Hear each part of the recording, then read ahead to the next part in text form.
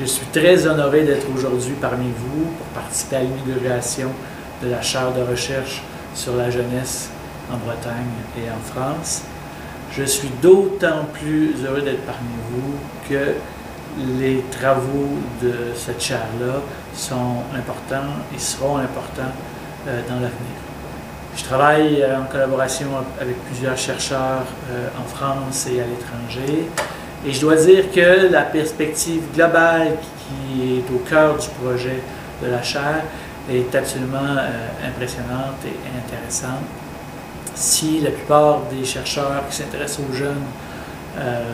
le font à partir soit des parcours, soit à partir des pratiques professionnelles, soit à partir des politiques publiques, ici, on envisage, et c'est déjà réalisé dans plusieurs travaux de la chaire de Patricia Longue, d'envisager simultanément les parcours biographiques, les pratiques professionnelles et les politiques à la jeunesse, et l'interaction de ces diverses unités d'analyse-là sur un même territoire. C'est particulièrement intéressant.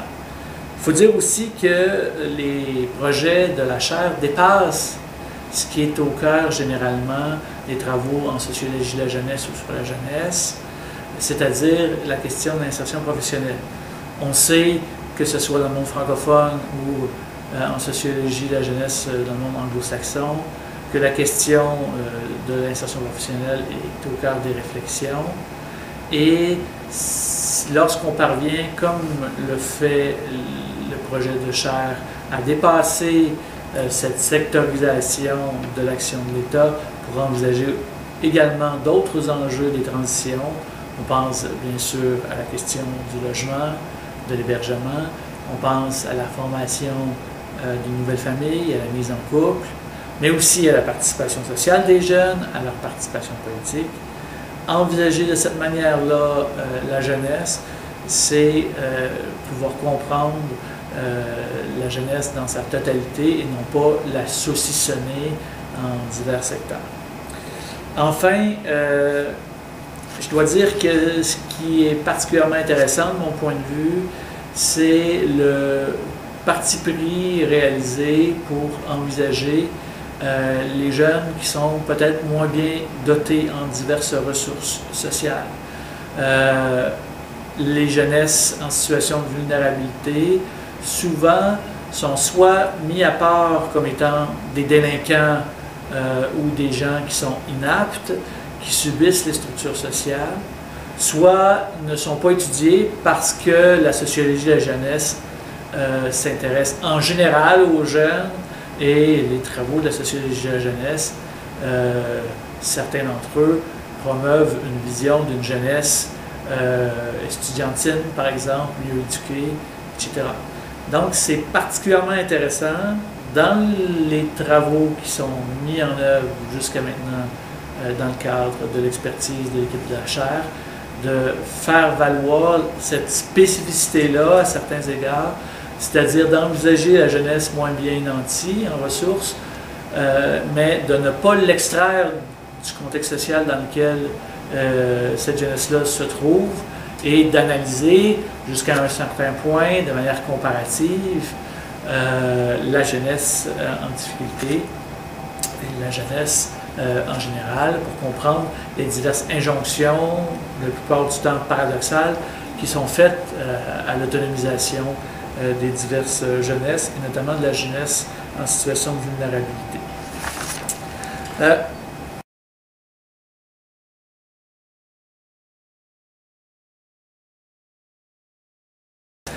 La chaire de recherche que je dirige depuis 2 ans ici à Montréal, au Québec, a été développée dans un contexte bien différent que celle réalisée en France. D'abord, les chaires de recherche du Canada sont développées à partir d'une logique d'excellence académique par concours. C'est donc dire que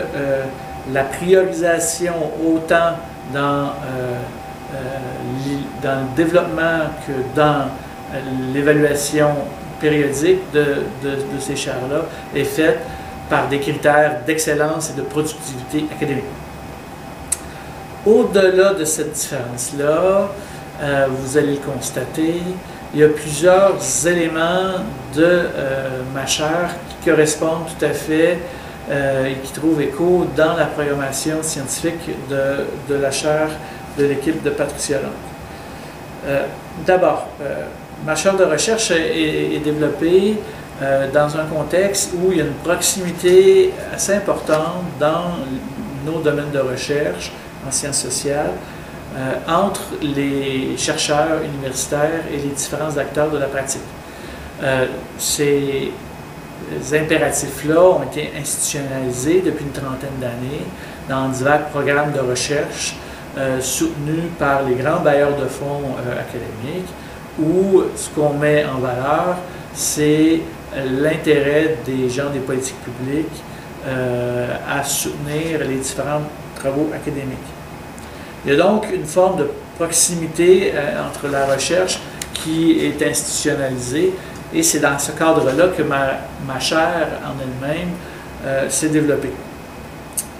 Les différents programmes de recherche que j'ai soutenus au travers de ma chaire, avec divers collègues un peu partout au Québec, au Canada et à l'étranger,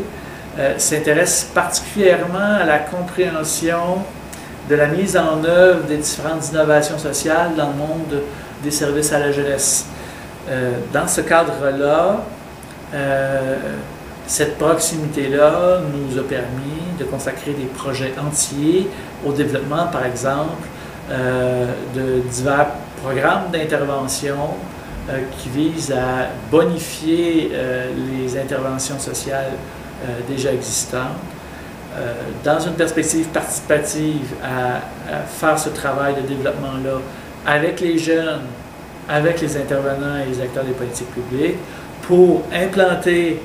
de manière pilote ces différentes innovations-là, les évaluer de manière participative et contribuer donc de cette manière-là à mettre en œuvre de façon généralisée ces différents programmes d'intervention-là. On pourrait donner un exemple autour d'un outil d'intervention qui vise à soutenir le travail des intervenants avec les jeunes, qui vise à comprendre les différents enjeux des transitions à la vie adulte dans un contexte d'autonomisation des jeunes. Mais ce travail de proximité-là avec les gens des politiques publiques, il n'est pas sans risque. Et puis c'est un risque dont, évidemment, toute chaire de recherche, y compris bien sûr celle qui est au cœur de cette journée ici, la chaire de jeunesse en France. Donc les différents outils d'intervention sont développés dans une logique participative. Mais cette logique participative-là n'est pas sans risque. Cette proximité-là doit être protégée par une grande capacité des équipes de recherche à la libre publication de leurs travaux, de leurs résultats. Au Québec, certains de mes collègues, ça existe, on s'imagine bien aussi en France, travaillent dans une perspective contractuelle où la publication est soumise à embargo lorsque financée par des acteurs des politiques publiques. Dès lors, je crois qu'une chaire de recherche comme la mienne a un rôle important dans la diffusion des connaissances, dans la mise en valeur des différentes interventions qui fonctionnent. Elle a aussi le devoir de mettre en valeur les différentes évaluations qu'elle réalise afin qu'on puisse faire avancer la réflexion sur l'amélioration des politiques publiques. Dans cette perspective-là, je crois qu'un des éléments essentiels d'une chaire de recherche comme la mienne, c'est de contribuer à une critique constructive des différentes actions publiques qui sont mises en œuvre sur le terrain. Et dans ce sens-là, je me rappelle des mots d'un haut fonctionnaire du gouvernement du Québec qui m'expliquait qu'en tant qu'universitaire, académique, qui est externe au processus de production des politiques publiques, si je n'avais pas la possibilité de réaliser ces critiques et de sortir les gens autour d'un projet, de leur réflexion quotidienne autour d'un projet, mais je n'avais aucune utilité. Et c'est donc pourquoi j'insiste sur l'importance de cette capacité et de cette liberté des équipes de recherche à travailler de très près avec les acteurs des politiques publiques, mais aussi à avoir la liberté de mettre en valeur les travaux qui sont réalisés par la publication. Un tel travail de proximité avec les acteurs des politiques publiques ne peut pas se faire sans qu'il y ait une confiance qui se crée entre les différentes parties. Ce travail doit être absolument soutenu par la confiance, et cette confiance-là passe la plupart du temps par le temps. Le temps afin que chacun se connaisse et puisse apprécier le travail des autres. Mais ce qu'il faut absolument retenir, d'après moi, c'est l'importance que doit prendre la mise en valeur du rôle de l'évaluateur, du chercheur, dans l'amélioration des politiques publiques. En ce sens, lorsque, par exemple, un travail est critique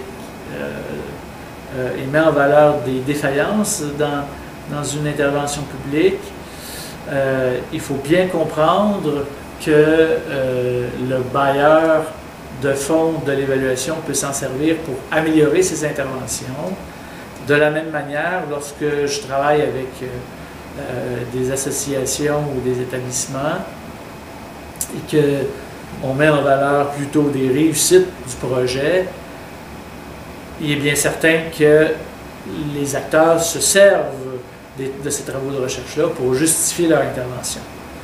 Dans un cas comme dans l'autre, le travail de l'évaluateur est intéressant et important et doit accompagner les gens au cœur des politiques publiques dans cette réaction avec le cycle de production des politiques publiques afin que soit jusqu'à un certain point vulgarisé et pris en compte les différentes possibilités de recherche et les résultats de recherche en général.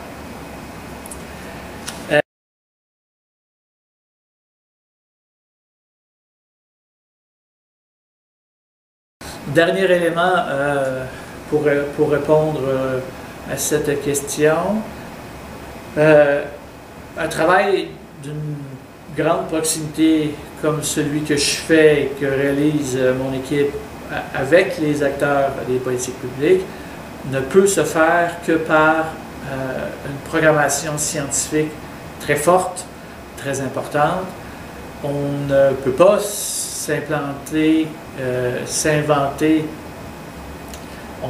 s'inventer magicien pour construire de façon omnisciente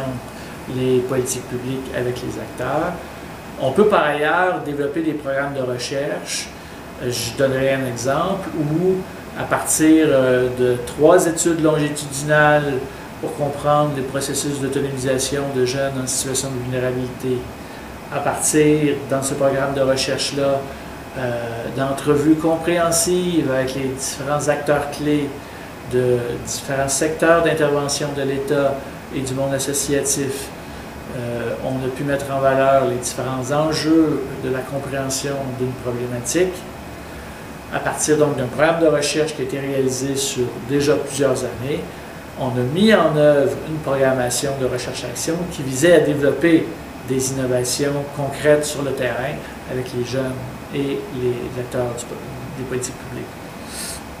À cet égard-là, j'ai aucun doute que,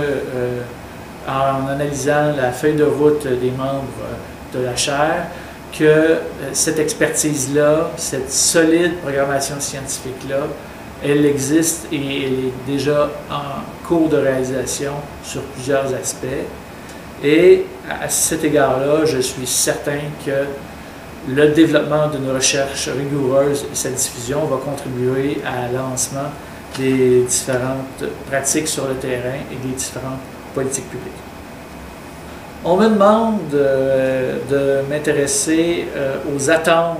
à mes attentes quant à la chaire. Bon, bien sûr, il serait un peu prétentieux de prendre en compte mes seules attentes face à la chaire, mais puisqu'on me le demande, je dirais que la principale attente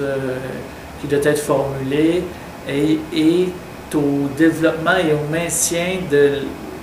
la qualité d'excellence des travaux de la chaire et de s'assurer que le rôle de leadership qu'a les travaux de Patricia L'Oncle et de son équipe dans le monde de la recherche en France sur les politiques à la jeunesse puisse se maintenir dans le temps et puisse s'exporter en dehors de la Bretagne, ailleurs en France, mais aussi à l'international. Dans cette perspective-là, je le disais un peu plus tôt, il est absolument intéressant de mettre en valeur les travaux déjà réalisés et qui portent sur des terrains comparatifs afin de bien assurer le lien avec une partie de la mission au niveau local et régional. L'idée derrière ceci, c'est de mettre en valeur que la comparaison la comparaison, qu'elle soit régionale ou internationale, va renforcer la prise en compte des différentes particularités locales et régionales en Bretagne, par exemple, par ce travail d'analyse sur les différents contextes sociaux, politiques, institutionnels. Une autre attente qu'on peut formuler et qui va être relevée, j'en ai aucun doute, c'est de pouvoir faire descendre par un travail de vulgarisation le travail scientifique dans la formation et dans les activités pour les différents acteurs des politiques publiques. Bon, déjà par la proximité qu'on pourrait nommer d'organique entre la chaire sur la jeunesse en France et le master qui vient d'être lancé sur la jeunesse et les politiques à la jeunesse, j'ai aucun doute qu'il y a là un lieu d'atterrissage concret pour favoriser un avancement des structures d'enseignement universitaire en France.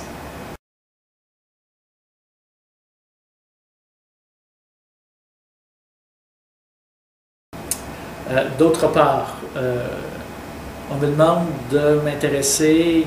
aux collaborations à envisager entre la chaire qu'on inaugure aujourd'hui et une chaire de recherche comme la mienne. Très rapidement, je pense qu'il y a déjà un travail qui est amorcé depuis un certain temps autour de programmes de recherche comparatifs, autour des parcours des jeunes, des pratiques des différents intervenants professionnels des politiques à la jeunesse, afin de comprendre le poids des facteurs contextuels et institutionnels sur les parcours des jeunes. De cette manière-là, on va pouvoir d'autant mieux comprendre les différents effets, mis en parenthèse, des politiques publiques sur les jeunes et ce lien entre l'individu, le jeune, et les différentes structures sociales qui l'entourent et comment les soutiens qu'on veut lui adresser arrivent ou pas dans différents contextes à le soutenir.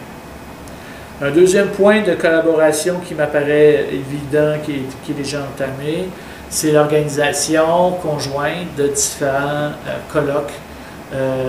événements, séminaires,